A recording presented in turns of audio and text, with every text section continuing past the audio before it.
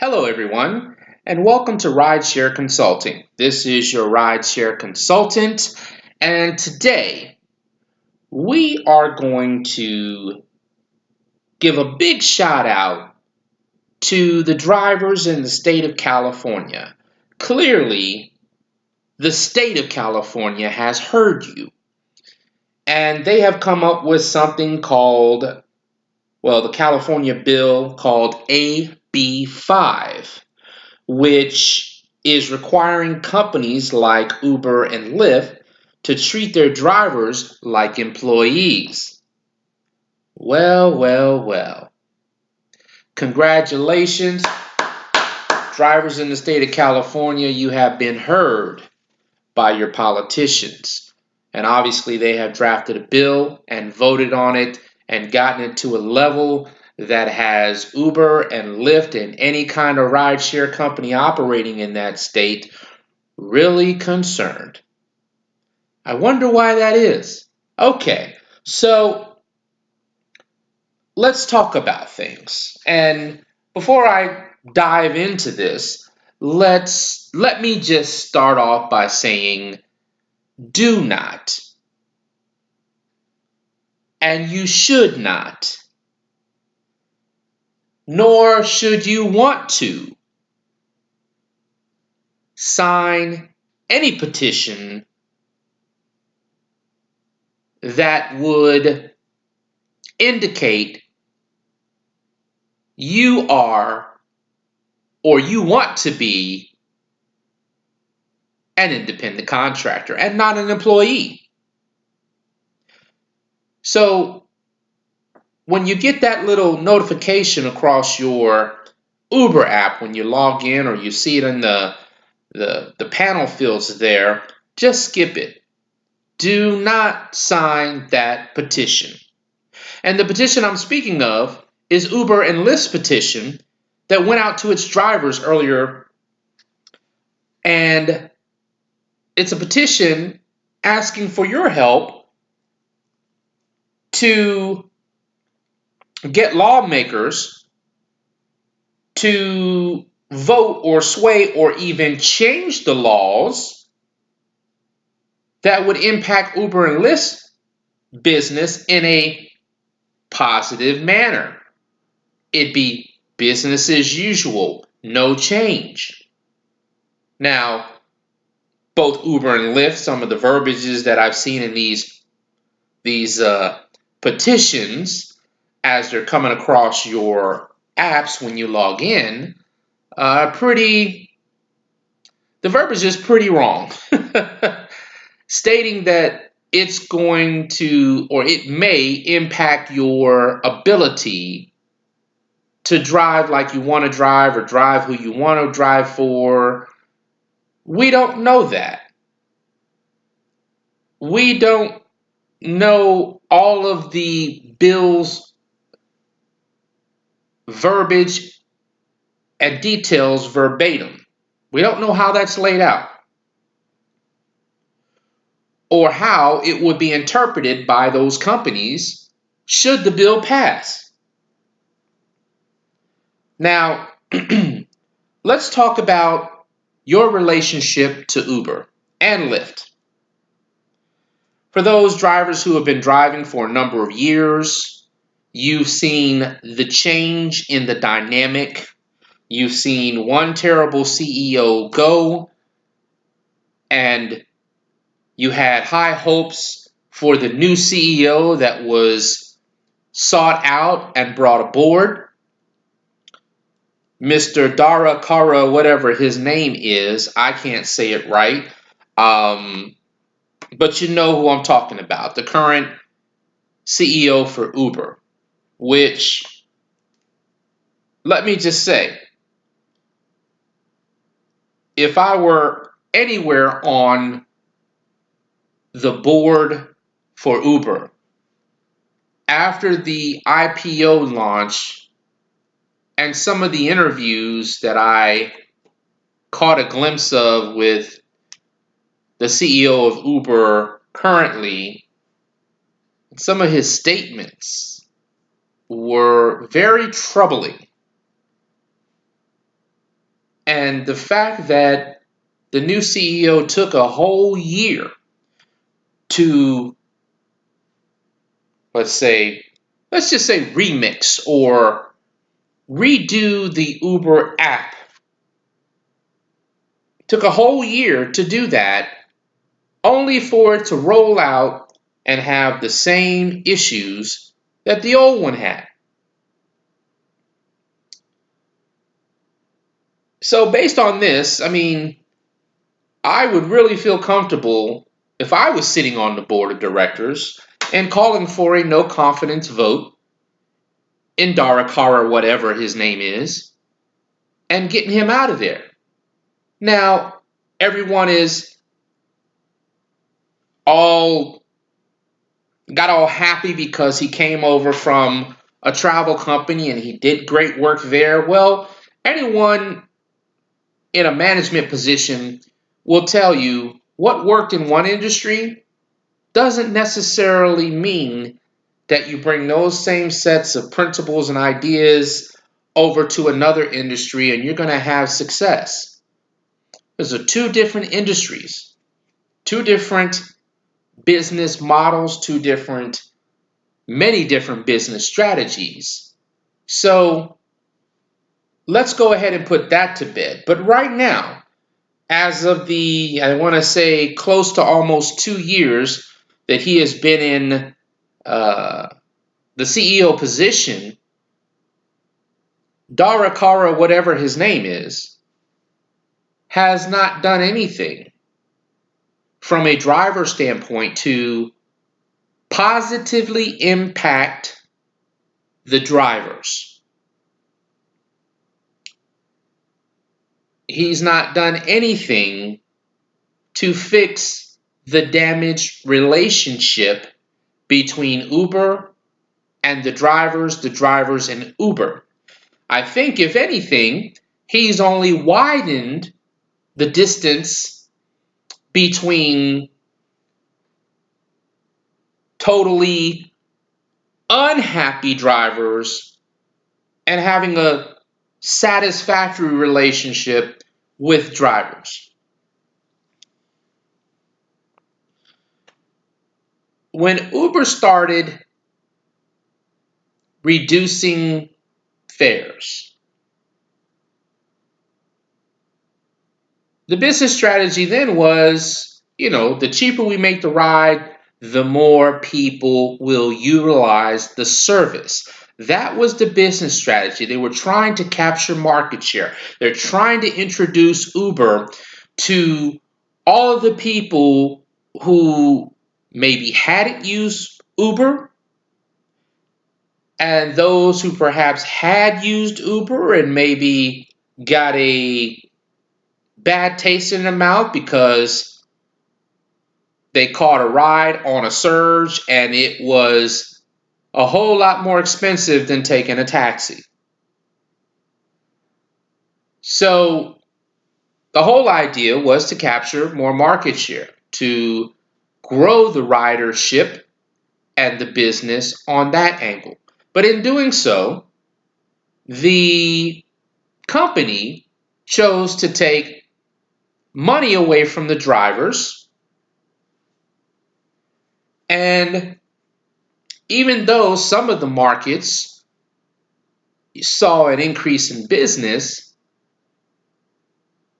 the fares and the demand for that business with those fares never increased back. I wonder why that is. So, with the many green light locations that are in many different cities around the US, the drivers have gone into and they have vented their frustrations and given plenty of feedback as to the why and how come, and here's what they can do better. The many meetings that were staged by Uber at these green light locations, bringing in various people with different titles, and they would hold meetings and do presentations and listen to your feedback, and they tell you, gonna get back to you. You never see them again. So, and this has happened on many occasions. And if you're a driver and you're listening to this right now, you fully understand what I'm saying to you. So, a relationship, being in the relationship business, building relationships, you cannot behave badly toward those that you seek to build a relationship, to those that you state are the backbone of your business, and treat them unfairly, unkind, and unjustly, and expect that in your time of need that you will extend your hand and ask those same drivers to sign a petition that would help you turn the tide and save your business model from what you think would be a disastrous move against you made by lawmakers. Well, we don't know that it might be a disastrous move. We just know for some apparent reason, Uber and Lyft don't want that.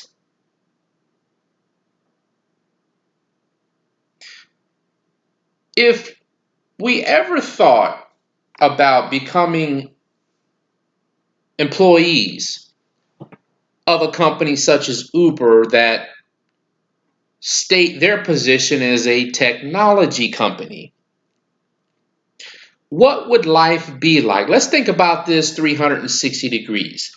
What would life be like working for a technology company as a driver?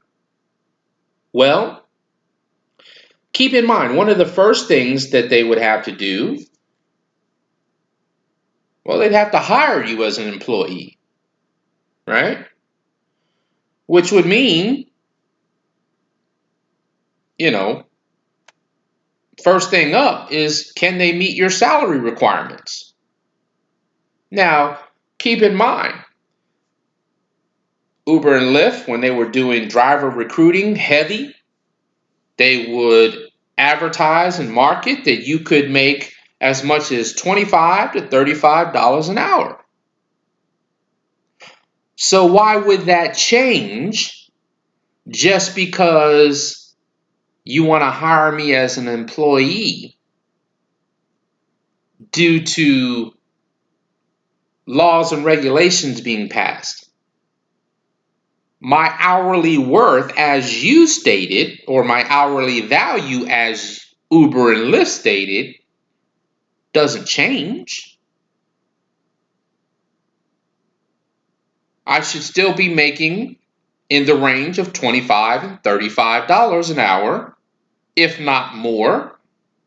And I would qualify more as being, how long have you driven? What do your stats look like? Stats meaning, what is your rating? Let's talk about your comments and things from riders, and let's put that in some kind of matrix to really determine what your value is on an hourly basis or on a salary basis, to determine whether or not they can meet your salary requirements. So don't just think that because they talk about employees, we're going to start off at minimum wage. Yeah, that's not happening, because honestly, if you've been driving multiple years with Uber and Lyft, you're not making minimum wage. And you would have put certain things in place to ensure that the way you drive, how you drive, when you drive, you are maximizing the opportunities to make as much money as you possibly can. And I'm pretty sure that you're not making minimum wage. So Uber and Lyft, for example, if the bill passes and they came to you tomorrow and they said, okay, we're going to send you an offer letter and we're going to offer you $12 an hour. Well, that's half of the minimum that you stated we could make as drivers when you advertise and marketed to recruit drivers. So why would I work for less being employed by you? Now, just because you are required in an employer situation to provide benefits, medical, dental, 401ks, retirement, sick time, short-term, long-term disability. Keep in mind that they would also have to look at what are we going to do about their cars? Because if you're driving your car for business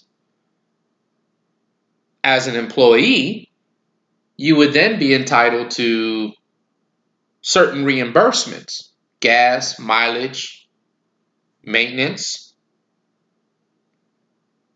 So that will be configured into your compensation package, as well as them looking at the other side.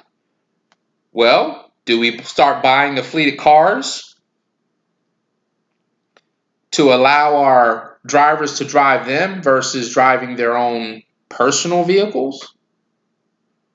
Now, that's going to hit them in the pocket too, because those fleet of cars are going to need gas, insurance, registration, maintenance, upkeep, all of the things that drivers have to provide on their own vehicles that Uber's not reimbursing you for as an independent contractor. But certainly if you were to become employees due to the statutes of a new law in place, well, they're going to have to figure that out. So the potential for employment may be pretty good. But should that happen, definitely got to let them know we're not starting off at minimum wage. No, no, no, no, no, no, no. The driver responsibility and the driver's job, what do we call those? The definition of their job doesn't change. You're still picking people up, you're still dropping people off. So your job description does not change. Therefore, the pay shouldn't change. So, being an employee, we don't know if that's going to be a good thing or a bad thing. It all depends on how they interpret the law statutes and apply them to their business strategy. But one thing that we do not want to do, should not want to do, is to sign any petition backing up Uber, indicating that you, the independent contractor, want to be an independent contractor. This is your decision, because that has ramifications in present ongoing lawsuits, pending ones, as well as future lawsuits. They take that information and say, hey, wait a minute. Hey, look, wait a minute. John Doe or John Smith, well, no. we've got a petition here saying that they want to be an independent contractor. So therefore, they cannot join a lawsuit or a class action lawsuit stating that, no. Uber's control over them makes them employees. So this petition serves twofold. Sure, it may or may not be useful in swaying politicians there in California to change or modify or rectify or even, finding an even level playing field for which, they can not stress Uber out and they can continue to operate as is, but they may need to do A, B, C, and so on.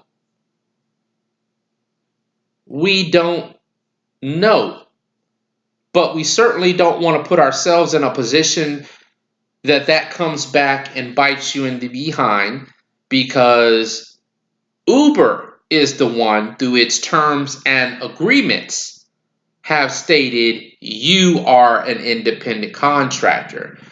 You signed up here. They've defined your role. You didn't ask for this role. But if you were to sign a petition stating that you don't want to be an employee, then you can never tell Uber or Lyft that, wait a minute, the controls you have in place, the way you have us work, and I should be an employee. You can never go back and say that.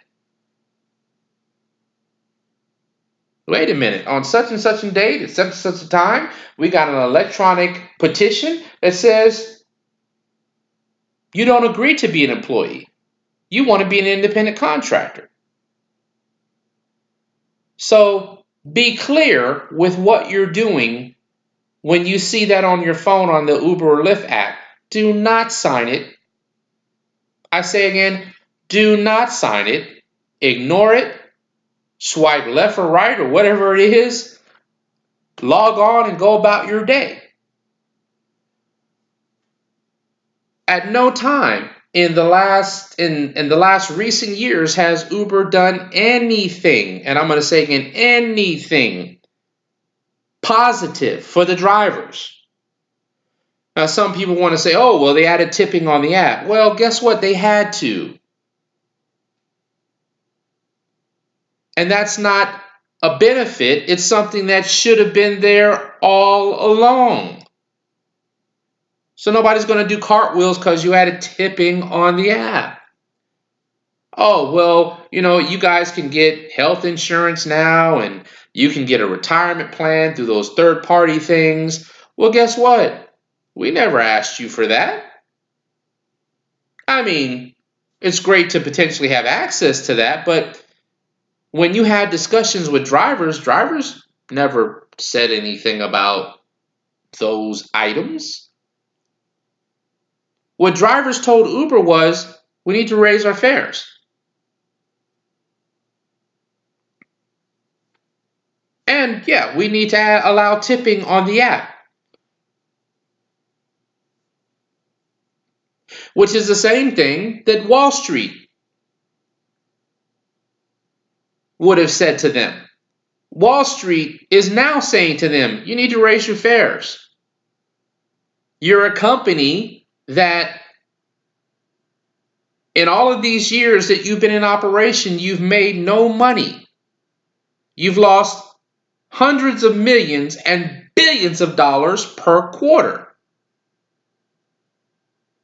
So if I'm a stock investor, a stock trader, a stock broker, an equity manager, a mutual fund manager, and I'm looking at Uber's IPO, or now Uber's stock, the question would come, why would I want Uber stock? Again, in Uber's time in operations, they've not made money for themselves. They've not made money for their drivers. So if I'm one of these people, I would ask how is it possible that they could make money for me, my firm, or its shareholders? The answer is they can't. Not at this point. Now, through the many years of feedback that Uber has gotten and the many degreed people that work at that company, I am more than certain that they know how to become profitable. There are many different things that Uber and Lyft both could be doing to earn additional revenue, additional streams of income.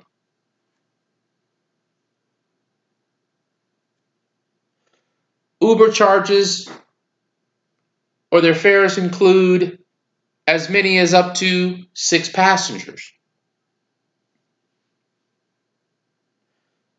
And oftentimes, especially if you live in a city that does a lot of conventions or has a pretty good convention business, you'll find that these convention goers, these convention attendees, they don't travel without luggage. They have luggage and sometimes a lot of luggage. Why hasn't Uber or Lyft figured out how to charge for luggage? Doesn't have to be a big charge. It can be as little as $2 a bag. That's additional income. Many drivers do pickups in and around their city, and they pick up families who have infants, young ones under the age or under the height or weight requirement that by law they should be in a car seat or some kind of safety seat restraint system as defined by the laws of the individual states. But many times you pick up an Uber or a Lyft rider and they've got their children that they know should be in a car seat, but they have no car seat with them. This puts the child at risk. This puts the driver at risk. And better yet, if Child Protective Services ever wanted to run a sting situation, pose as an Uber driver and see how many children are put in danger by their own parents by the mere fact that they just don't want to provide their own car seat for their own children, driving with a stranger. So if they do not want to provide a car seat, another stream of revenue, why not have the Uber or Lyft driver have a booster or a car seat, one of the many car seats available that they could rent or possibly even purchase? Another stream of income. When you look at the number of drivers, 3 million nationwide, if every driver was to take a drive once or take a ride once an hour in just an 8-hour shift, that is 24 million people in and out of your car. In fact, that's possibly even more than that.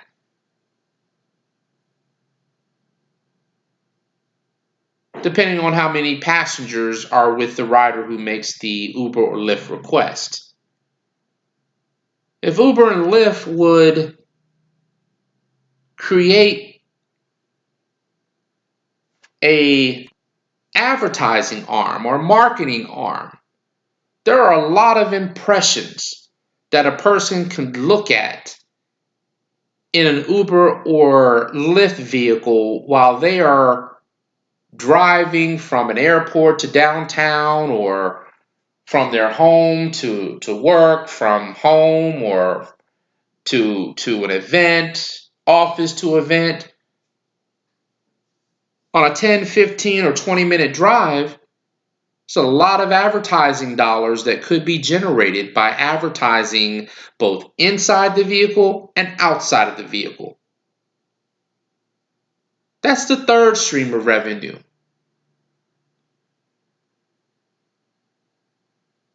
Why aren't Uber and Lyft looking at these things?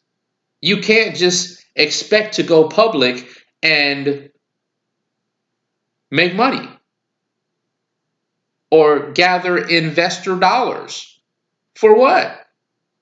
People invest in companies to make money. They don't invest in companies to help its CEOs and board members become rich. That's not why you invest in companies. You invest in companies to make yourself, your firm, and your shareholders rich.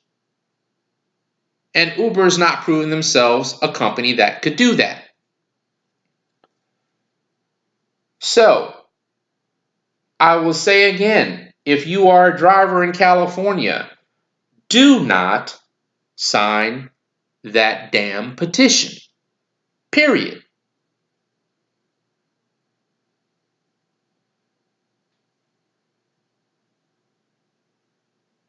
It's just not good for Uber. It's not good for the drivers. It's not good for the stock. And it's not good for the state of California. And speaking of the state of California, I know I've heard a few people saying, well, if the bill becomes law in California, then that's going to impact the other states. Well, it may or may not. Just because one state makes a bill of law does not mean the other states need to make that bill or some form of that bill of law. There's no legal thing that says that's going to happen.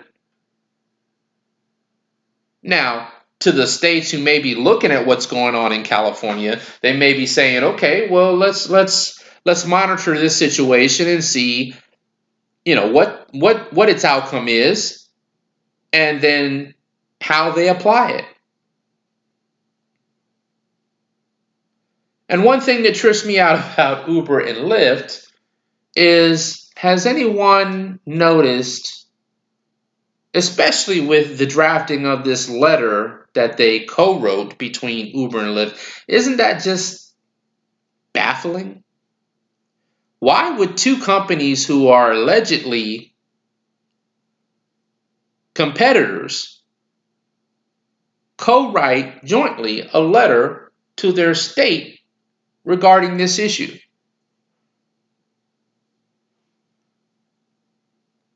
That should be a yellow flag for most people, a red flag for those who have actually been watching and paying attention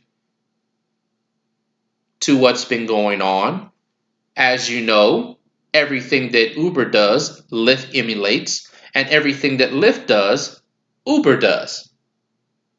Why is that? Because see, I thought competitors, one of the biggest strategies was, how do we set ourselves apart? How do we make our own foothold in this industry? We can't do it by doing everything the other guy's doing. Who does that? Other than the colors on the app and the name, there really isn't any difference from Uber and Lyft.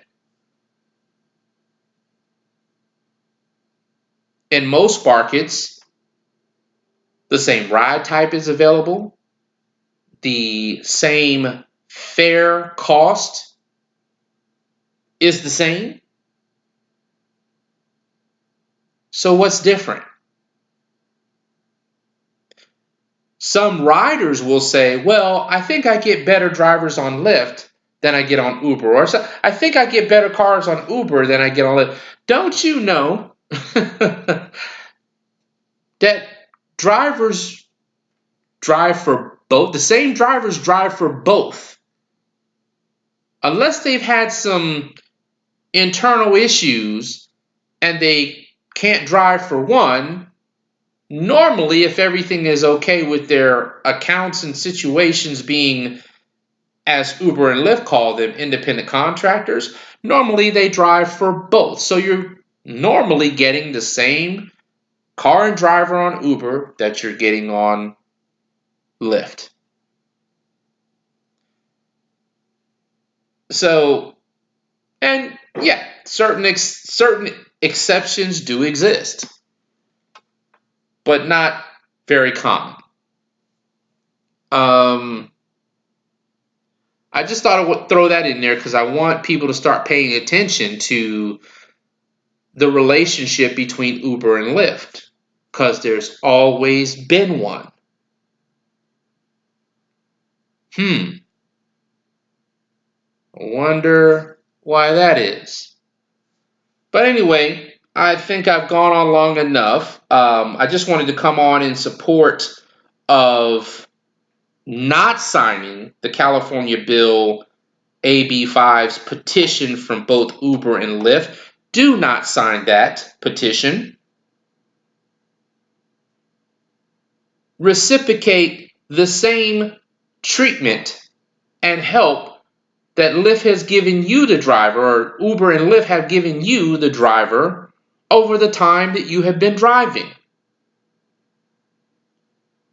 What relationships do we know that work where you extend your hand to someone and say, hey, help me make this work better? And they do nothing. They type down your feedback, smile in your face, tell you they'll send it up, and they'll get back to you, and you never hear nothing back from anyone.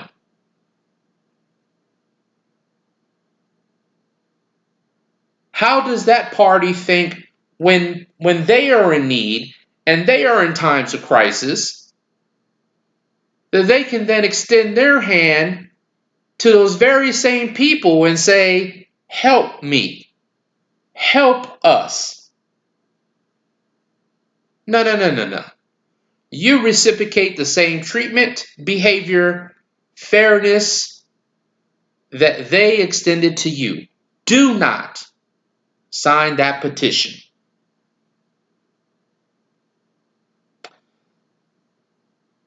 And I'm going to wrap it up.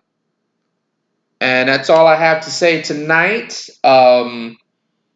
Feel free to comment your feedback below, and I will check it out, respond, and besides that, we'll talk to you next time.